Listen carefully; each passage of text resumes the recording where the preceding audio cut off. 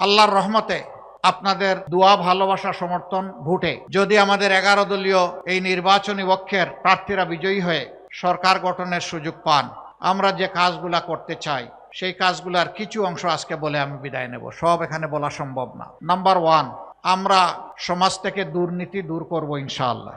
আমরা দুর্নীতির গাছের পাতা ধরে টানাটানি করব না, আমরা জটটা ধরে টান দিব। দুর্নীতিকে আর বাংলাদেশে সহ্য করা হবে না। 2 নম্বর, যারা অন্যের দ্বারা প্রভাবিত হয়ে মানুষের কাছ থেকে অবৈধ চাঁদা নিয়ে মানুষকে জর্জরিত করে, এমনকি বিভিন্ন জায়গায় দেখি চাঁদা না দিলে দোকান এগুলাও করে, আমরা আর কাউকে চাঁদা নিতে দেব না। যদি আমরা সেই সুযোগ পাই তাহলে দুর্নীতি যারা করেন আর চাঁদা যারা নেন তাদেরকে আমরা বুকে টেনে নিব, কারণ তারাও আমাদের সন্তান, তারাও এদেশের নাগরিক। তাদেরকেও প্রশিক্ষিত করে তাদের হাতেও মর্যাদার কাজ তুলে দিব ইনশাআল্লাহ। তারাও সেদিন এই জাতিকে গঠনে, উন্নয়নে ভূমিকা রাখবে এবং গর্বিত হবে।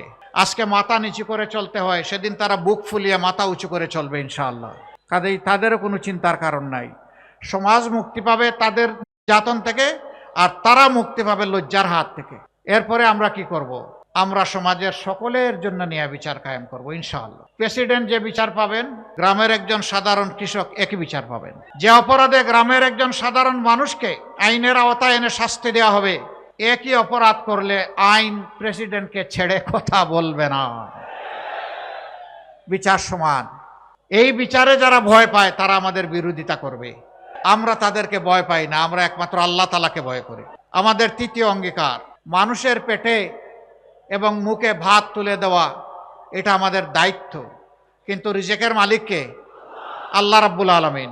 আমরা আল্লাহ তাআলার কাছে চাইব এবং মানুষের অর্থনৈতিক প্রবৃত্তি অর্জনের জন্য স্বচ্ছতার সাথে দূরদর্শী চিন্তা করব ইনশাআল্লাহ। আগামী 5 বছর পরে বাংলাদেশ কোথায় যাবে, 10 বছর পরে কোথায় যাবে, 50 বছর পরে কোথায় যাবে, এটা জরুর নয় যে জামাতে ইসলামীকেই দেশ শাসন করতে হবে, কিন্তু এইটা জরুর যে এই দেশে সুশাসন থাকতে হবে।